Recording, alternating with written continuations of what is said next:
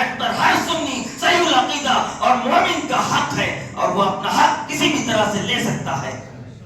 آج ہم نے معاشرے کو اتنا گندا کر دیا ہے کہ ہم داڑھی ٹوپی لگا لیں، اونچا پائجامہ مونچھوں کو پست کر لیں تو ایک سرٹیفکیٹ دے دیا جاتا ہے کہ یہ وہابی ہے۔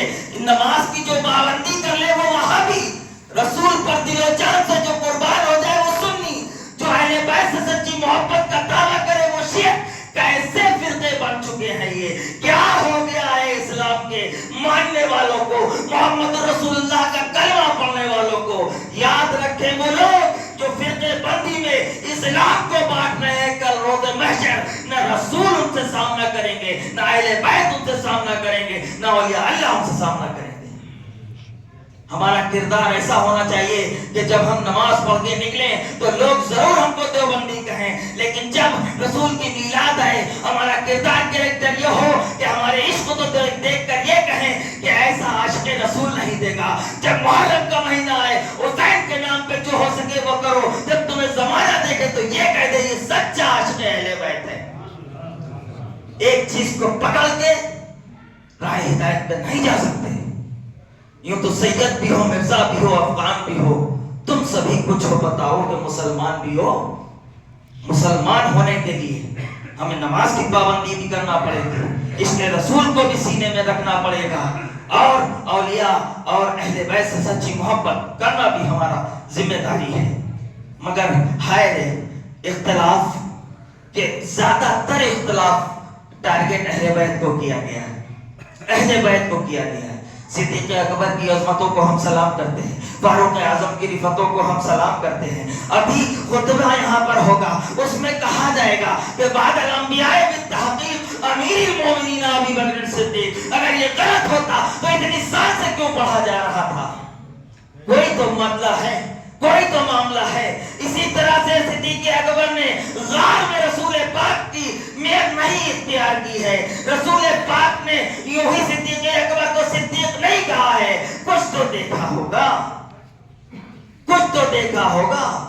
اللہ اکبر عمر کے ایمان پر، عثمان کی سخاوت پر، لیکن خدا کے واسطے اہل بیت سے صحابہ کو کمپیر مت کرو، برابری مت کرو، اس میں ایمان جانے کا پورا خطرہ ہے۔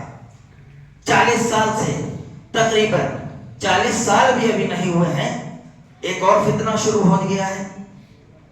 اسی رجب میں 22 رجب المرجب انسان کو امام جعفر صادق رضی اللہ تعالیٰ عنہ کے کنڈوں پر، بے شک آپ کی تاریخ وفات 15 رجب المرجب کو ہے، 15 رجب المرجب کو ہے، تو یہ 22 کے کنڈے کیسے ہیں؟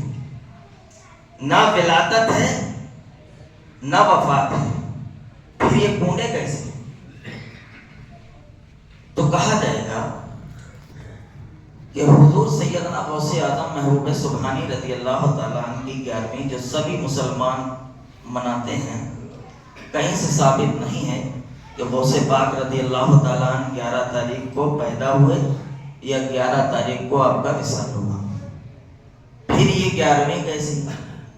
11ویں اس لیے کہ اللہ نے مقام عطا کیا تھا غوث پاک کو، اس میں آپ نے بزرگوں کی نظر دلائی تھی اور وہ آج تک چلتا چلا آ رہا ہے۔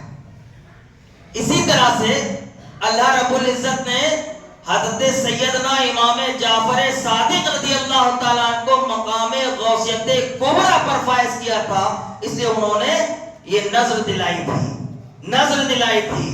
زمانے میں ایسا رائج ہوا کہ اس میں کنڈوں کی شکل لے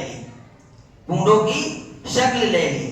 اب کہا یہ جاتا ہے ذہن کو برگشتہ کرنے کے لیے کہ 22 رجب کو شیعہ لوگ حضرت امیر معاویہ رضی اللہ تعالیٰ عنہ کی پر تبرہ کرتے ہیں، ان کو لعن طعن کرتے ہیں۔ نہیں مسلمان، اس کا کوئی کہیں سے ثبوت ہے ہی نہیں۔ 22 کو حضرت امیر معاویہ رضی اللہ تعالیٰ عنہ کی وفات نہیں ہے۔ اختلاف بہت لمبا اختلاف ہے اس میں، اور بڑے بڑے اکابرین، بڑے بڑے ائمہ جیسے سعد ابن ابراہیم رضی اللہ تعالیٰ عنہ فرماتے ہیں کہ حضرت امیر معاویہ 1 رجب کو اس دنیا سے رخصت ہوئے.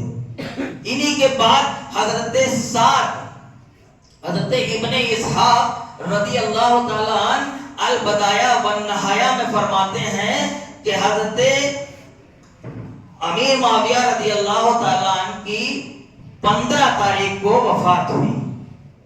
حضرت حجر اسقلانی رضی اللہ تعالیٰ عنہ فرماتے ہیں کہ امیر معاویہ رضی اللہ تعالیٰ عنہ کی وفات رجب کی 4 راتوں پہلے ہوا. رجب کا مہینہ ختم ہونے کی 4 راتوں پہلے ہوا، تو 24 یا 25. اس میں بڑے بڑے ائمہ کی بات کر رہے ہیں، یہ 4-5 سال پہلے کے 4 مولویوں کی بات نہیں ہے. تو اگر شیعہ کچھ بھی کر رہے ہیں ہمیں اس سے لینا دینا نہیں ہے. ہمیں یہ دیکھنا ہے کہ وارث دیوا نے کیا کیا، غریب نواز نے کیا کیا، اور ہمارے اولیاء اللہ نے کیا کیا. ہم ان کو مانتے ہیں، ان کا دامن نہیں چھوڑیں گے. اگر یہ نعرے لگاتے ہو تو ان کے کردار، کریکٹر اور ان کی سیرت پر عمل کرنے کی کوشش کرو. اور کہا یہ جاتا ہے کہ یہ ہندوستان میں 150 سال سے کونڈوں کی نظر ہو رہی ہے. ایسا بالکل نہیں ہے، غلط، بالکل غلط ہے.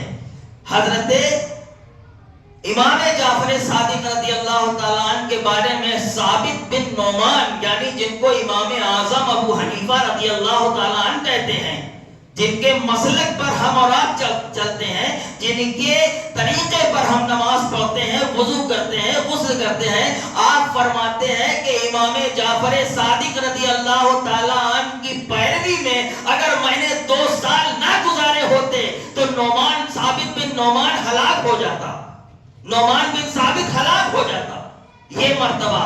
اب یہ ہے کون امام جعفر؟